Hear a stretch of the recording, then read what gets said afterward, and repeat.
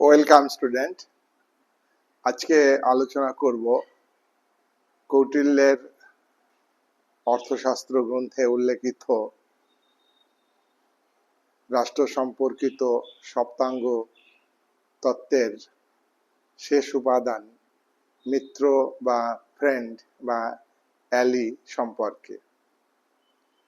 রাষ্ট্রের 7টি উপাদান যেমন স্বামী, অমাত্য, জনপদ, দুর্গ, কোষ ইত্যাদি বৈশিষ্ট্যগুলো গুরুত্বপূর্ণ, তেমনি রাষ্ট্রের শেষ বৈশিষ্ট্য মিত্রও একটি গুরুত্বপূর্ণ বৈশিষ্ট্য বা উপাদান। কৌটিল্য প্রাচীন ভারতের রাষ্ট্রচিন্তাবিদ এবং মৌর্য সাম্রাজ্যের প্রধানমন্ত্রী চন্দ্রগুপ্ত মৌর্যের।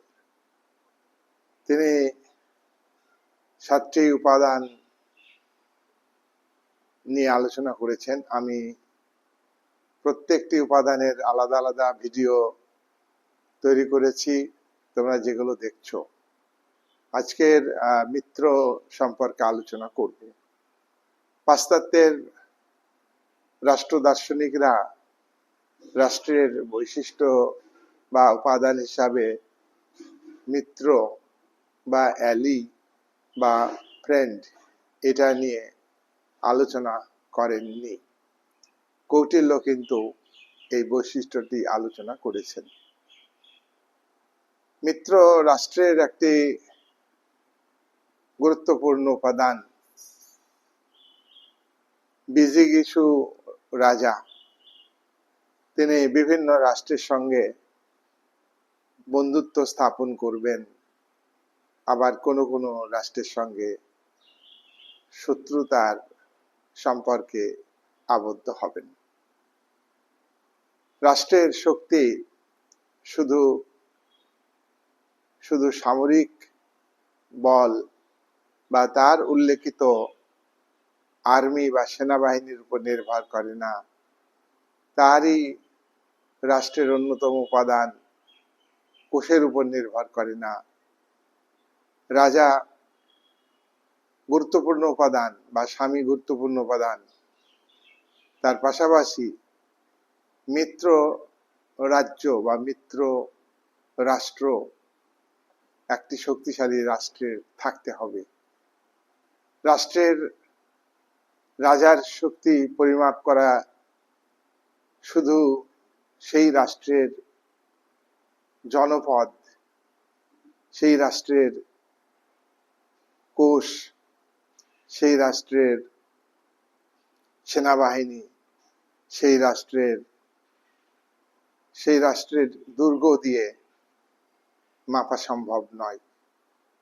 হ্যাঁ, এগুলো উপাদান ঠিকই, কিন্তু রাজ্যের শক্তি মাপতে গেলে সেই রাষ্ট্রের বা রাজ্যের অন্যান্য রাষ্ট্রের সঙ্গে সম্পর্ক কেমন তা বিবেচনা করতে হবে। কৌটিল্য তার বিখ্যাত অর্থশাস্ত্র গ্রন্থে বলেন যে রাজনীতিতে চিরশত্রু বলে কিছু হয় না, আবার চিরবন্ধু বলে কিছু হয় না। আন্তর্জাতিক ক্ষেত্রে আভ্যন্তরীণ রাজনীতির মতোই কোনো রাষ্ট্র একটি শক্তিশালী রাষ্ট্রের চিরদিন বন্ধু থাকে না, আবার শক্তিশালী রাষ্ট্রের কোনো রাষ্ট্র চিরদিন শত্রুও থাকে না।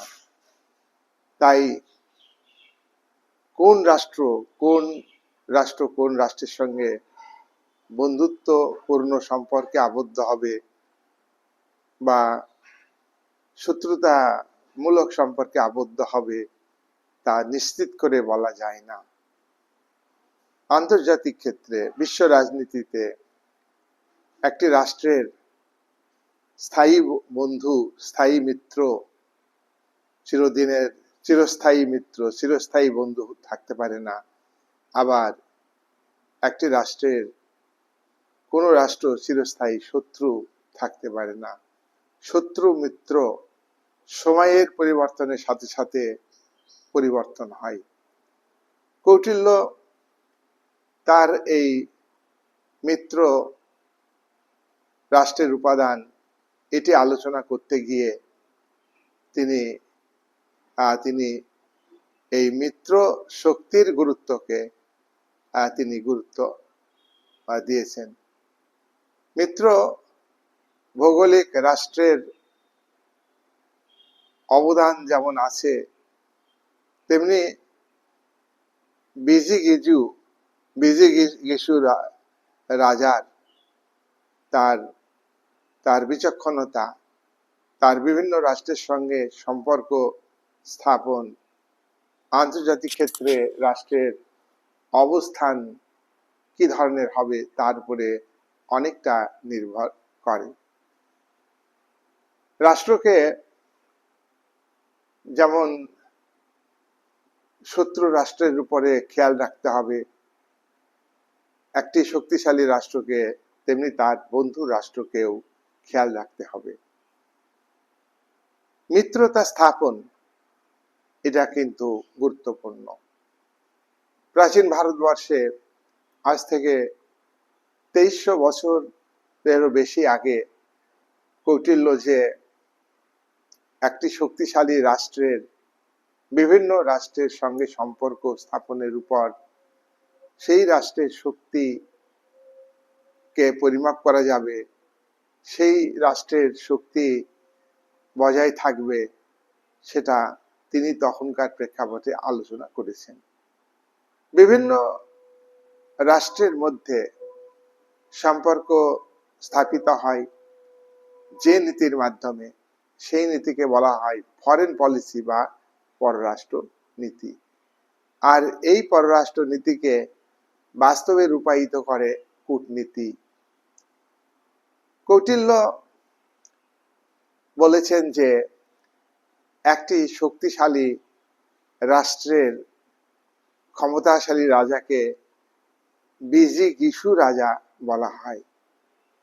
এই বিজিগিষু রাজা বিভিন্ন রাষ্ট্রের সঙ্গে কেমন ভাবে সম্পর্ক স্থাপন করবেন, কোন দেশের সঙ্গে কোন পরিস্থিতিতে শত্রুতার সম্পর্কে আবদ্ধ হবেন, আবার কোন কোন দেশের সঙ্গে বন্ধুত্বের মাধ্যমে, মিত্রতার মাধ্যমে সুসম্পর্ক বজায় রাখবেন, সে বিষয়ে তিনি আলোচনা করেছেন। কৌটিল্য তার অর্থশাস্ত্রে বিভিন্ন রাষ্ট্রের রাজাদের মধ্যে, বিশেষ করে বিজিগিষু শক্তিশালী রাজা, তিনি আর বাকি 11টা রাজ্যের সঙ্গে কেমন সম্পর্ক স্থাপন করবেন সে বিষয়ে তিনি বিস্তারিত আলোচনা করেছেন। বিজিগিষু রাজা শক্তিশালী রাজা, বড় রাজ্যের রাজা তিনি, এবং তার সঙ্গে আরো 11 জন রাজা, 11টা দুর্বল অপেক্ষাকৃত ছোট রাজ্যের রাজা। এই 11টা রাজার সঙ্গে শক্তিশালী রাজ্য বিজিগিষু রাজা তিনি কেমন সম্পর্ক স্থাপন করবেন সে বিষয়ে তিনি এই মিত্র উপাদানের মধ্যে তুলে ধরেছেন। এই মিত্র উপাদানকে বাস্তবে রূপায়িত করবার জন্য কৌটিল্য তার দ্বাদশ অঙ্গ তত্ত্ব অর্থাৎ দ্বাদশ তত্ত্ব অর্থাৎ 12 জন রাজার ভূমিকার কথা তুলে ধরেছেন। এবং এই 12 জন রাজার মধ্যে একটা রাজ্য হলো সব থেকে শক্তিশালী রাজ্য, আর এই শক্তিশালী রাজ্যের রাজা হলেন বিজিগিষু রাজা। কৌটিল্য এই 12 জন রাজার মধ্যে যে রিলেশন, সম্পর্ক তৈরি হবে সে বিষয়ে তিনি এই দ্বাদশ অঙ্গ তত্ত্বে তুলে ধরেছেন। আমি এর পরের ভিডিওতে কৌটিল্যের মতে কূটনীতি এর ব্যাখ্যা, সেটা আমি পরের ভিডিওতে বানাবো। আজকে হলো রাষ্ট্রের অন্যতম উপাদান মিত্র, তারই সঙ্গে যুক্ত কৌটিল্যের 12 জন রাজা বিভিন্ন রাষ্ট্রের সঙ্গে সম্পর্ক স্থাপন করবেন, কোন কৌশলে, কিভাবে, কাকে বন্ধু হিসাবে গ্রহণ করবেন, কাকে শত্রু হিসাবে গ্রহণ করবেন, শত্রুর শত্রু আমার বন্ধু, আবার আমার মিত্র তার তার বন্ধু আমার মিত্র হতে পারে। বিভিন্ন ধরনের যে মিত্রতা, বিভিন্ন ধরনের শত্রুতা এ নিয়ে তিনি তার দ্বাদশ অঙ্গ তত্ত্বে আলোচনা করেছেন। আমরা এই 12 জন রাজার সম্পর্কে এবং এই 12 জন রাজার মধ্যে কিভাবে তারা সম্পর্কযুক্ত হবেন, কিভাবে তারা তাদের রাজ্যগুলির মধ্যে অর্থনৈতিক ক্ষেত্রে, সামাজিক ক্ষেত্রে, রাজনৈতিক ক্ষেত্রে সম্পর্ক স্থাপন করবেন, সেটা নিয়ে আলোচনা করেছেন। 1, বিজিগীষু রাজা।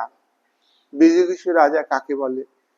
কৌটিল্য বলেছেন যে অন্য রাজ্য জয় করতে চান, এ রাজা হলো শক্তিশালী রাজা, এ রাজার রাজ্য বড়, আরো সে তার রাজ্যকে বড় করতে চান। তাহলে বিজিগীষু রাজা কাকে বলে? যে রাজ্য হলো বড় রাজ্য এবং সেই রাজ্যের রাজা খুবই শক্তিশালী, এই রাজা অন্য রাজ্য দখল করে নিতে চান, এটাকে বলা হচ্ছে বিজিগীষু রাজা। প্রাচীন ভারতবর্ষে বহু বিজিগীষু রাজা ছিলেন, অর্থাৎ অনেক রাজ্য ছিল, বড় বড় রাজ্য। সেই সব রাজ্যের রাজাদের কৌটিল্য বলেছেন বিজিগীষু রাজা। এই বিজিগীষু রাজা তা কৌটিল্য তার মন্ডল তত্ত্বে 12 জন রাজা, তার মধ্যে বিজিগীষু রাজা একজন, ইনি অর্থাৎ 12 জনের মধ্যে প্রধান রাজা, শক্তিশালী রাজা, সব থেকে বড় রাজ্যের রাজা। তিনি অন্য ছোট বা অপেক্ষাকৃত কম শক্তিশালী রাজা তাদের সঙ্গে কি ধরনের সম্পর্ক তিনি তুলে ধরবেন, সম্পর্ক স্থাপন করবেন, তা তিনি আলোচনা করেছেন। নাম্বার 2, বিজিগীষু রাজার রাজ্যের কাছে যে রাজ্য অবস্থিত, বিজিগীষু রাজার অর্থাৎ শক্তিশালী রাজার কাছে যে রাজ্য অবস্থিত, সেই রাজ্যের রাজাকে অরি রাজা বলা হয়। অরি মানে কি? শত্রু। ধরো আমাদের ভারতের প্রতিবেশী এবং কাছের, আমাদের ভূখণ্ডের লাগোয়া রাষ্ট্র পাকিস্তান। তো পাকিস্তান আমাদের শত্রু রাষ্ট্র, আর ভারত বিজিগীষু একটা রাষ্ট্র। এটা আমরা উদাহরণ হিসাবে মিলিয়ে দিতে পারি। তাহলে কৌটিল্য উল্লেখ করেছেন বিজিগীষু রাজা, শক্তিশালী রাজা, শক্তিশালী রাজ্যের, শক্তিশালী রাষ্ট্রের শক্তিশালী শাসক, তার সব থেকে কাছে অবস্থিত সেই রাজ্যের সরকার বা সেই রাজ্যের রাজা কি? সেই রাজা হলো শত্রু রাষ্ট্র। তাহলে কৌটিল্য বলছেন শক্তিশালী বিজিগীষু রাজা তার প্রতিবেশী এবং কাছে অবস্থিত রাজ্যের রাজা অরি রাজা, অরি রাজ্য অর্থাৎ শত্রু রাজ্য, অরি মানে শত্রু। নাম্বার 3, কৌটিল্য তার অর্থশাস্ত্র গ্রন্থে 12 জন রাজার মধ্যে বলেছেন যে প্রতিবেশী রাজা শত্রু না হয়ে, অর্থাৎ শক্তিশালী বিজিগীষু রাজার প্রতিবেশী রাজ্যের রাজা তার শত্রু না হয়ে মিত্র হতে পারে। প্রথমে আমি বললাম কি, প্রতিবেশী কাছের রাজ্যে রাজা শত্রু। 3 নম্বরে এসে বললাম বিজিগীষু রাজার প্রতিবেশী রাজ্য শত্রু না হয়ে আবার বন্ধু হতে পারে, মিত্র হতে পারে।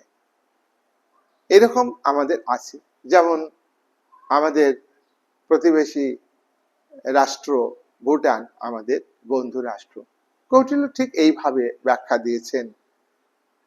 2 নম্বর পয়েন্টে তিনি বলেছেন প্রতিবেশী রাজ্য বিজিগীষুর শক্তিশালী রাজার শত্রু হতে পারে, অরে হতে পারে।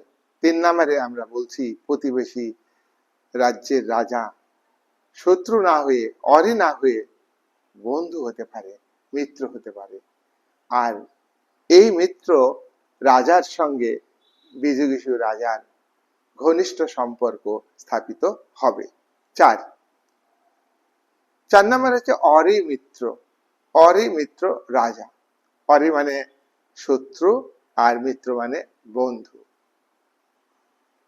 অরিমিত্র রাজা কারা? অরিমিত্র রাজা হলেন তিনি যিনি শত্রুর মিত্র। অরিমিত্র, অরি প্রথমে হলো অরি মানে শত্রু, তারপরে অরি মিত্র। দেখো দুটো শব্দ, অরি আর মিত্র। অরির মিত্র, অরির মিত্র, অরির মিত্র মানে আমার শত্রুর রাজা। এখানে আমার বলতে গেলে শক্তিশালী রাজা বিজিগীষুর বিজিগীষুর শত্রুর মিত্র, বিজিগীষুর শত্রুর মিত্র। তাহলে বিজিগীষুর শত্রু বা অরির মিত্র সে কখনোই বিজিগীষুর স্বাভাবিক বন্ধু হতে পারে না। তাই এ রাজা হলেন বিজিগীষু রাজার শত্রুর শত্রুর শত্রু রাজা, অর্থাৎ অরি মিত্র, শত্রুর মিত্র। শত্রুর মিত্র এটা হলো বিজিগীষু রাজার শত্রু রাজ্য। 5 নম্বর হচ্ছে মিত্র মিত্র রাজা। মিত্র মিত্র রাজা বিজিগীষু রাজার মিত্র আর তার মিত্র। তাহলে বিজিগীষু মিত্রের মিত্র। মিত্র মিত্র মানে কি? বিজিগীষু রাজার বন্ধু বা মিত্র, তার বন্ধু রাষ্ট্র হচ্ছে মিত্র মিত্র রাজা। ধরো বিজিগীষু রাজা হলো এ, তাহলে মিত্র মিত্রকে বি আর সি, বি আর সি মিত্র মিত্র। এইবার বি আর সি বিজিগীষুর মিত্র হবে। এ বি সি, এবার ডি, ডি কিন্তু বি আর সি এর শত্রু হবে। তাহলে সেই ক্ষেত্রে বিজিগীষু রাজা সি এর সঙ্গে বিজিগীষু রাজা সি এর সঙ্গে বন্ধুত্ব করবেন। এ বি সি, সি এর সঙ্গে বন্ধুত্ব করবেন, ডি এর সঙ্গে নয়। আমি আবারও বলছি, মিত্র মিত্র রাজা। মিত্র বিজিগীষু রাজার মিত্র, সেই মিত্রের বন্ধু বা মিত্র, মিত্র মিত্র রাজা। এই দুজনের সঙ্গে বিজিগীষু রাজার সম্পর্ক ভালো হবে। তাহলে বিজিগীষু যদি এ হয়, বি আর সি মিত্র মিত্র, আর ডি কিন্তু শত্রু।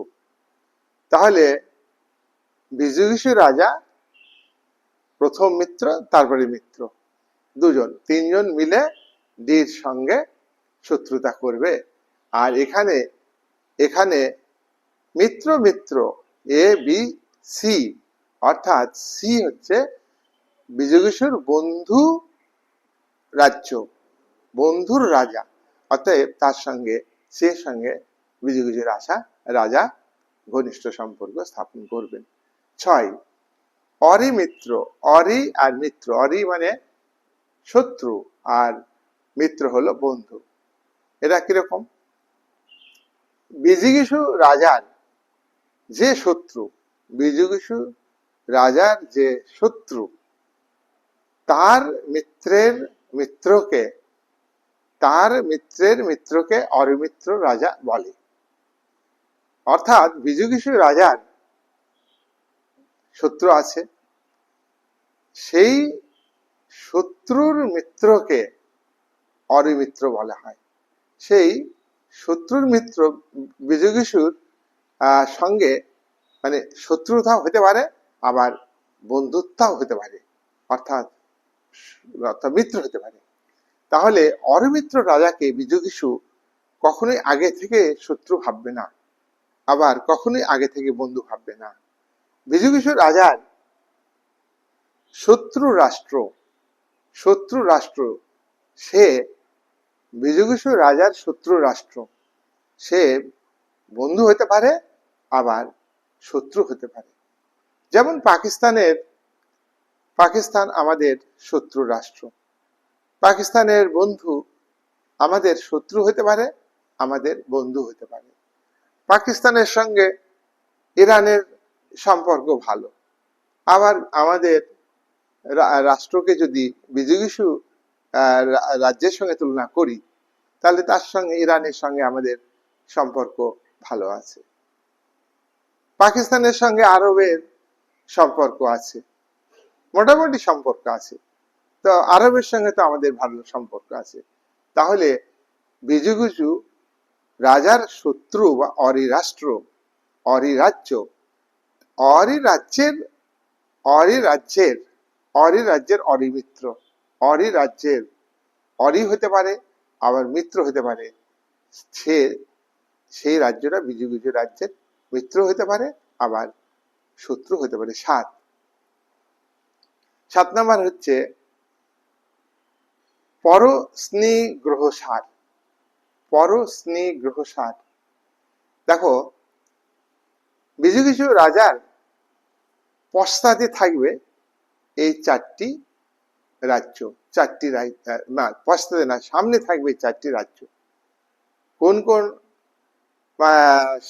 4টি রাজ্য বিজিগীষু রাজার সামনে থাকবে, সেটা হলো আমরা আলোচনা করলাম। আমি আবারও পয়েন্ট উল্লেখ করছি। বিজিগীষু রাজার সামনে থাকবে শত্রু রাজ্য, সামনে থাকবে বন্ধু বা মিত্র রাজ্য, আর 3 নম্বরে হচ্ছে মিত্র হতে মানে মিত্র হতে পারে, আবার সে শত্রু হতে পারে, আর মিত্র হলে ভালো সম্পর্ক থাকবে। 4 নাম্বার হলে অরিমিত্র, আর 5 নাম্বার হচ্ছে মিত্র।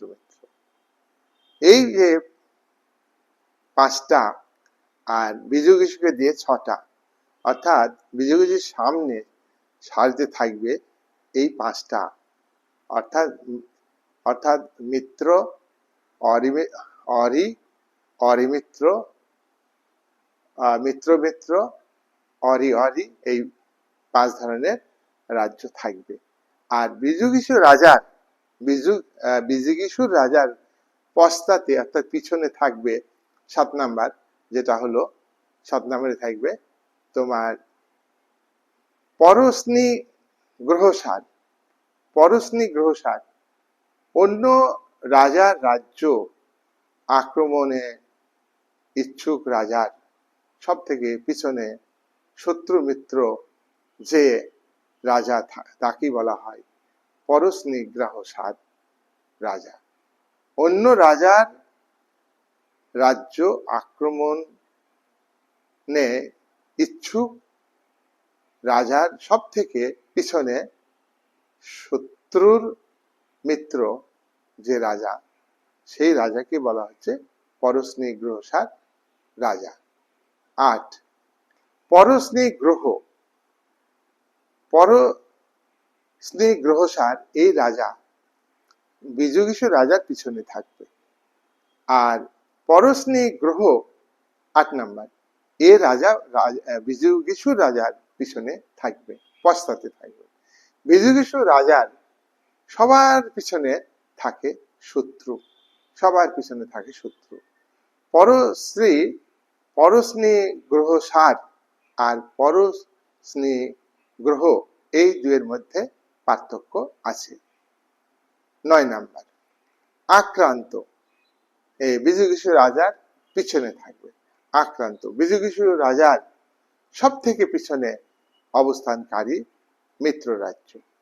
তাহলে বিজুগীষু রাজার একদম পশ্চাতে থাকবে পরশ্নী গ্রহ সার, তার পশ্চাতে থাকবে পরশ্নী গ্রহ, আর 3 নাম্বার পশ্চাতে থাকবে, অর্থাৎ 9 নাম্বার মোট, আক্রান্ত।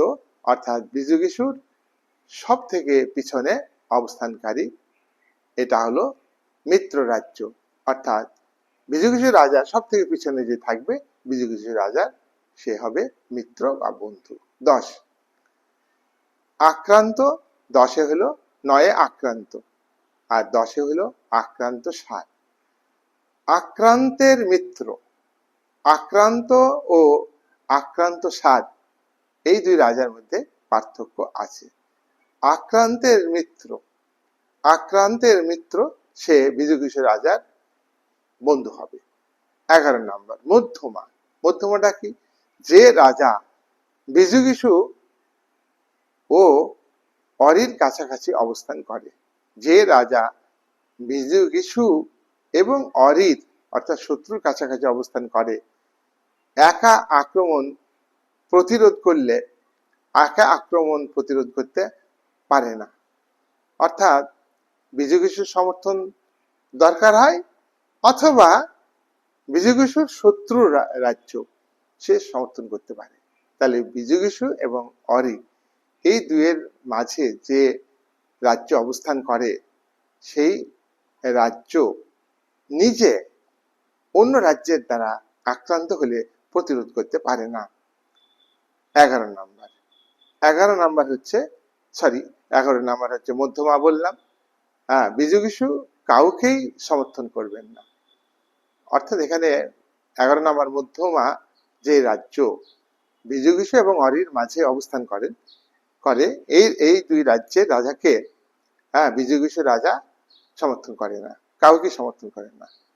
একজন মানে বিজুগীষু রাজার কাছে, বিজুগীষু রাজার কাছে, আবার বিজুগীষু রাজার শত্রুর কাছে যে রাজা থাকে, তাকে বিজুগীষু সমর্থন করবে না। 12 উদাসীন, উদাসীন রাজ্য। কৌটিল্য তার দ্বাদশ মন্ডল তত্ত্বে যে 12 জন রাজার কথা উল্লেখ করেছেন, তার মধ্যে শেষ রাজা তিনি বলেছেন, ইনি হলেন উদাসীন রাজা। উদাসীন রাজা, তিনি নিরপেক্ষ থাকবেন।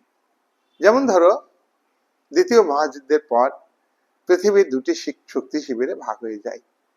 একদিকে পুঁজিবাদী মার্কিন যুক্তরাষ্ট্রের, ধনতান্ত্রিক মার্কিন যুক্তরাষ্ট্রের নেতৃত্বে পুঁজিবাদী শিবির গড়ে উঠেছে এবং তার দ্বারা পরিচালিত হয়েছে, তার দ্বারা সামরিক শক্তিজোট গড়ে উঠেছে। অন্যদিকে দ্বিতীয় মহাযুদ্ধের পরে সমাজতান্ত্রিক দেশগুলো সোভিয়েত ইউনিয়নের নেতৃত্বে শিবির গড়ে তুলেছিল। তো এখানে ভারত জোট নিরপেক্ষ, অর্থাৎ দুই শিবিরে যোগ না দিয়ে নিরপেক্ষভাবে অবস্থান করেছে এবং ভারত নয় সাম্রাজ্যবাদ, নয় উপনিবেশবাদের বিরুদ্ধে লড়াই চালিয়েছিল। আজকে সেই অর্থে জোট নিরপেক্ষতা নেই, তবে ভারতের লড়াই শেষ হয়নি। জোট নিরপেক্ষতা যে ইস্যু, বর্ণবিদ্বেষের বিরুদ্ধে লড়াই, নয়া সাম্রাজ্যবাদের বিরুদ্ধে লড়াই, নয়া উপনিবেশবাদের বিরুদ্ধে লড়াই, সে লড়াই কিন্তু আজকে ভারত বজায় রেখেছে, থাকবে। এবং আমরা দেখব যে ভারত কিন্তু নিরপেক্ষ নীতি গ্রহণ করেছে। তাই কৌটিল্যের উল্লেখিত অর্থশাস্ত্র গ্রন্থে উদাসীন রাজার কথা তিনি যে তুলে ধরেছেন, মন্ডল তত্ত্বে, দ্বাদশ অঙ্গ তত্ত্বে তার শেষ রাজা হলেন উদাসীন রাজা। তিনি কোনো ব্যাপারেই তিনি নাক গলাবেন না। আর এই উদাসীন রাজ্য হবে শক্তিশালী রাজ্য। এ রাজ্য অন্যের দ্বারা আক্রান্ত হলে সেই আক্রমণকে প্রতিরোধ করতে পারবে, আর উদাসীন রাজ্য সে কিন্তু শক্তিশালী হবে। যেমন বিশ্বে বর্তমানে সোভিয়েত রাশিয়া সে কিন্তু বিশ্বের কোনো বিষয়কেই গুরুত্ব দেয় না। আমেরিকার ন্যাটোর 31-32টা দেশের মিলিত শক্তিকেও সোভিয়েত এমন একটা গুরুত্ব দেয় না। ইউক্রেন যুদ্ধে ইউক্রেনকে সাপোর্ট করছে এই মার্কিন যুক্তরাষ্ট্র সহ ন্যাটোর 31টা দেশ। তা সত্ত্বেও এখানে রাশিয়া কিন্তু নিরপেক্ষ উদাসীন ভূমিকা গ্রহণ করছে, কারণ রাশিয়া আজকে সামরিক শক্তির দিক থেকে, বিশেষ করে পরমাণু শক্তির দিক থেকে আমেরিকার থেকেও এগিয়ে আছে। এবং আমেরিকার এগেনস্টে, ন্যাটোর এগেনস্টে ইউক্রেনের জেলেনস্কির বিরুদ্ধে সে আজকে প্রায় 3.5 বছর, প্রায় 3.5 বছর, 3.5 নয়, 3.5 বছর সে যুদ্ধ অব্যাহত রেখেছে। যাই হোক, কৌটিল্যে যে দ্বাদশ তত্ত্ব আমরা আলোচনা করলাম, বিজু একজন প্রধান রাজা বা শক্তিশালী রাজা, তার সঙ্গে আরো 11 জন রাজা যে রিলেশন, সেই ব্যাপারে আলোচনা করলাম। এর ভিত্তিতে ভারত তথা বিশ্বের বিভিন্ন দেশ আজকে পররাষ্ট্র নীতি গ্রহণ করেছে। পরে পররাষ্ট্র নীতির সঙ্গে যে ডিপ্লোম্যাটিক মিশন, সেটা নিয়ে আলাদা আমি ভিডিও করব। যাই হোক, এই কৌটিল্যের উল্লেখিত মিত্র উপাদান, এই মিত্র উপাদান এবং মিত্র উপাদানের মধ্যে 12টা রাজার কথা বলি, 12টা রাজ্যের কথা বলি, এবং মিত্র অরি মিত্র বিভিন্ন ব্যাখ্যা যেটা আমরা আলোচনা পেলাম, তার থেকে এটা স্পষ্টভাবে আমরা বুঝতে পারি যে, আমরা সামাপ করব, কৌটিল্য সমকালীন রাজনীতি এবং বিভিন্ন রাজ্যের মধ্যে সম্পর্ক নিয়ে আলোচনা করেছেন। এই বক্তব্য সত্যি কথা, এটা আমাদের স্বীকার করতে হবে। নাম্বার 2, বিভিন্ন রাজাকে তিনি বিভিন্ন শ্রেণীতে ভাগ করেছেন। বর্তমান কালে বিভিন্ন রাষ্ট্র শক্তির দিক থেকে, সরকারের দক্ষতা, আর্থিক, রাজনৈতিক, সামরিক ইত্যাদি দিক থেকে বিভিন্ন রাষ্ট্র আজকে বিভিন্ন শ্রেণীতে বিভক্ত। শক্তির সমতা নেই, শক্তির ভারসাম্যতাও নেই বলতে গেলে। আমরা তাই কৌটিল্যের উল্লেখিত সপ্তাঙ্গ তত্ত্বের মিত্র উপাদানে তিনি বিভিন্ন রাজ্যকে, তখন রাষ্ট্র না বলে রাজ্য বলতে হবে, রাজ্যকে বিভিন্ন শ্রেণীতে ভাগ করেছেন, ছোট, বড়, মাঝারি ইত্যাদি। এই বিষয়টা অত্যন্ত তাৎপর্যপূর্ণ। 3, কৌটিল্য সবসময় তার এই আলোচনাতে, অর্থাৎ কৌটিল্য যে সপ্তাঙ্গ তত্ত্ব লিখেছেন এবং আজকের আমাদের যে রাজা 12 জন রাজার কথা বলেছেন, বিজিগিষু রাজা, প্রধান শক্তিশালী রাজা, এবং সেখানে অরি রাজা, শত্রু মিত্র রাজা, অরি রাজা, এই বিভিন্ন বারবারই রাজার কথা বলছেন। এর মধ্য দিয়ে সেই সময়ে যে রাজতন্ত্র ছিল সেই কথা তিনি তুলে ধরেছেন।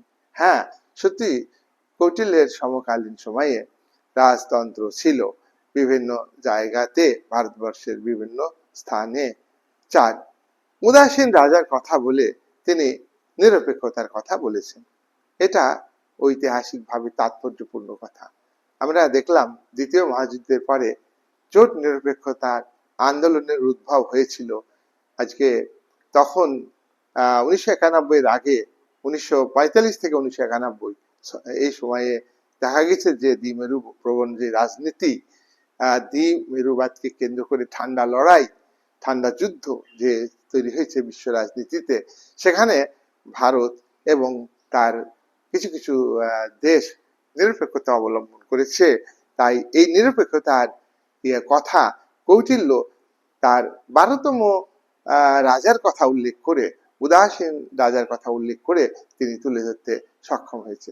5 নাম্বার হচ্ছে সব থেকে বড় কথা, যে কূটনীতি, ডিপ্লোম্যাটিক বিষয়, একজন শক্তিশালী রাজা, শক্তিশালী রাজ্যের শাসক, রুলার, মনার্কি, তিনি কিভাবে তার বিদেশ নীতিকে পরিচালনা করবেন, প্রতিবেশীর সঙ্গে, প্রতিবেশীর বন্ধুর সঙ্গে, বন্ধু রাষ্ট্রের শত্রু তার সঙ্গে কিরকম ভাবে সম্পর্ক স্থাপন করবেন, সে বিষয়গুলো তিনি বিস্তারিতভাবে আলোচনা করে আজকের দিনে যে কূটনৈতিক মিশন তৈরি হচ্ছে, বিভিন্ন রাষ্ট্রের মধ্যে পারস্পরিক সম্পর্ক, বিভিন্ন রাষ্ট্রের মধ্যে যে পররাষ্ট্র নীতি, সেই নীতিকে বাস্তবে রূপ দিচ্ছে হচ্ছে কূটনীতি। সেই কূটনীতির কথা কৌটিল্য এই মিত্র উপাদানের মধ্য দিয়ে তুলে ধরেছেন। তাই তার আলোচনা সামগ্রিক দিক থেকে অত্যন্ত প্রাসঙ্গিক এবং গুরুত্বপূর্ণ।